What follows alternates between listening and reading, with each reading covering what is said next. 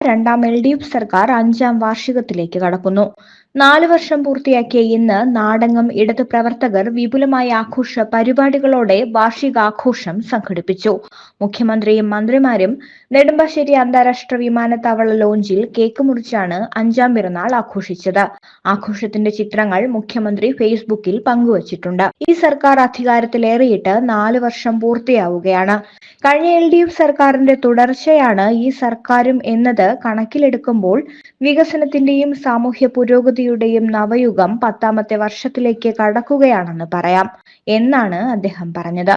2016 അധികാരമേൽക്കുമ്പോൾ ജനങ്ങൾക്ക് നൽകിയ വാഗ്ദാനങ്ങൾ ഒന്നൊന്നായി നിറവേറ്റാൻ സാധിക്കുന്നതിൽ അഭിമാനവും ചാരിതാർത്ഥ്യവുമുണ്ട്. ആ ചാരിതാർത്ഥ്യത്തോടെ ഈ വാർഷികത്തെ എതിരേൽക്കുന്നു. അസാധ്യമെന്ന് കരുതി എഴുതിത്തള്ളിയ വികസന പദ്ധതികൾ യാഥാർത്ഥ്യമാക്കിയും വീടും ഭൂമിയും ഭക്ഷണവും ആരോഗ്യവും ഉൾപ്പെടെ ജനജീവിതത്തിന്റെ ഓരോ തലത്തിലും ക്ഷേമം ഉറപ്പുവരുത്തിയുമാണ് സർക്കാർ മുന്നോട്ടു പോകുന്നത്.